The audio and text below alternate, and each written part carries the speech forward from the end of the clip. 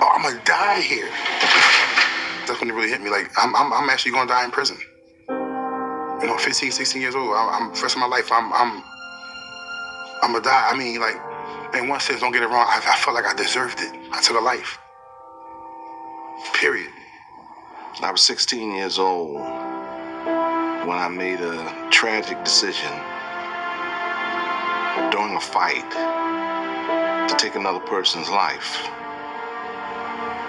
It was the worst day of my life, and I've regretted it ever since. I went to prison for a very long time, and probably in the eyes of some people, it wasn't long enough. But I did the time, and I got an opportunity to get a second chance. I grew up in West Philadelphia, and I grew up with a mother with, single mother, raising 11 children.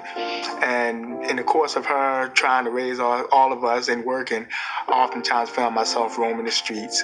And at the age of 17, an attempt to rob an older gentleman. Because of the injuries, he passed away 10 days later, and I was charged with homicide.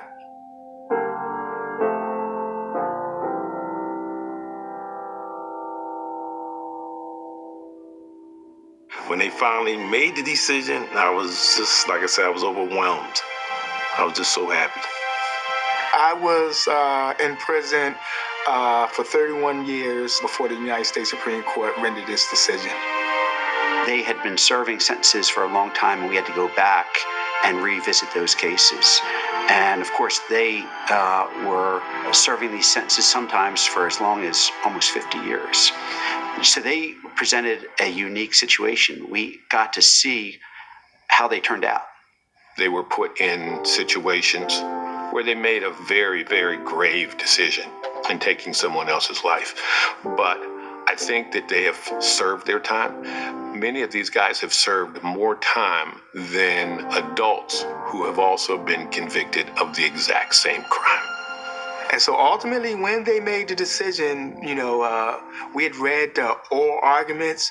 And so there was a lot of us watching TV, paying attention to, how would they ultimately rule. And so we were very elated.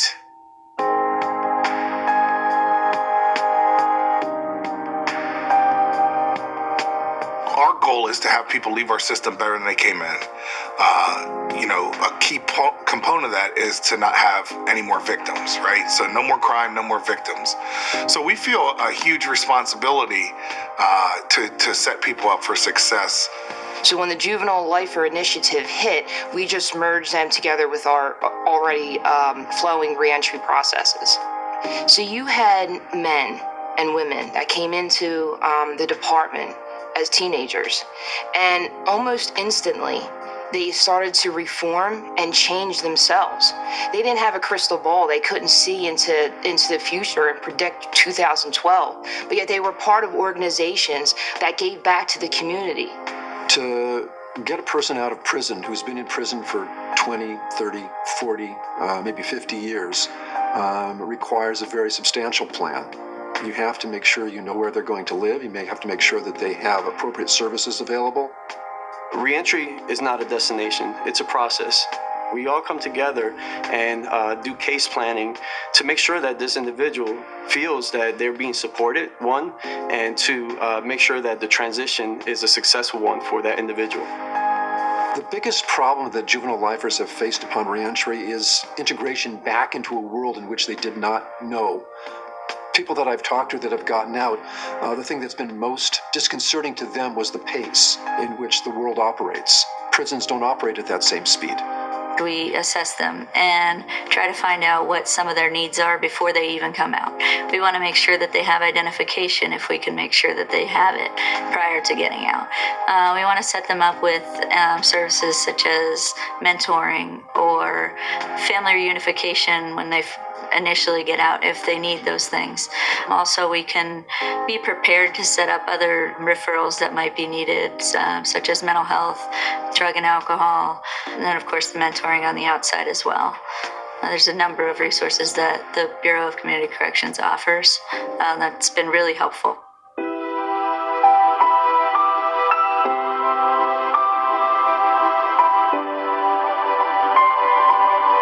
We try to prepare our inmates for whatever obstacles that they're going to face upon release. We offer a variety of vocational and educational programs in addition to treatment and life skills classes. I had a counselor. She, over a period of I say 3 months before I got out, she was made sure that we had conversations about this transition that's getting ready to happen. And then when they're on the outside, the one main thing that we try to do is connect them with our community service providers, get them wraparound services so that when they do have struggles or things that they find difficult to comprehend or understand, they have someone to turn to help them along the way. So we show them what we have to offer, and then we also show them the virtual reality of a center that would be a center closest to them. And they can get an idea of what to expect. It helped me out a lot. So when I did go home, I knew how to, they showed me virtual reality of the center. What you do there, this area is for this is for this is how you process coming in.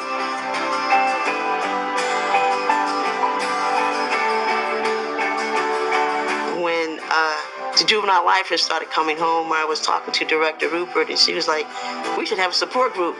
I'm like, yeah, I've always wanted to do a support group. Yeah, we started this support group at CCC number 2 when the first couple juvenile lifers were released, and it's been such a success.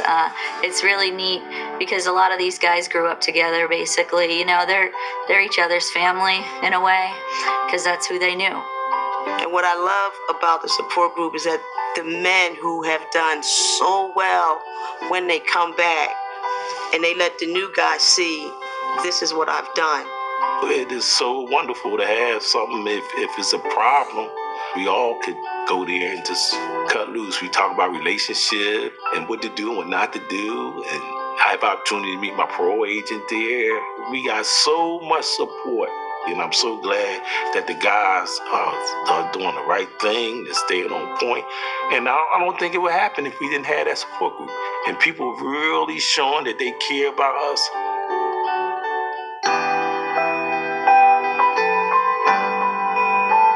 We have to remember that when we're talking about juvenile lifers, we're talking about people who have taken a life. And oftentimes in this kind of broader discussion, that seems to have frequently gotten lost in the conversation and in the media coverage. And we can't forget that there are grieving family members all across the country in light of Miller v. Alabama. And this was a shock. That's why it's so important that the victim's involvement is at least constantly at the forefront of everyone's decision-making processes. As Jennifer Storm noted, it was very, very important to try to get input from the victims. In each of these cases, I've tried to involve the victims' families. In the really old cases, some of them, there is no family left. I think the group of victims of these juvenile lifers was a really unique group in that they went to court. They were told that the individual who committed the crime would never get out again. And now they have to confront this issue that's not accurate. I gotta live. I got to do better. I got to be better. I got to be an example now for my victim. I have to be not this perfect person, but this person who lives his life in contrition. I have to make up for what I did. And I know that's impossible and it sounds crazy, but I'm going to try.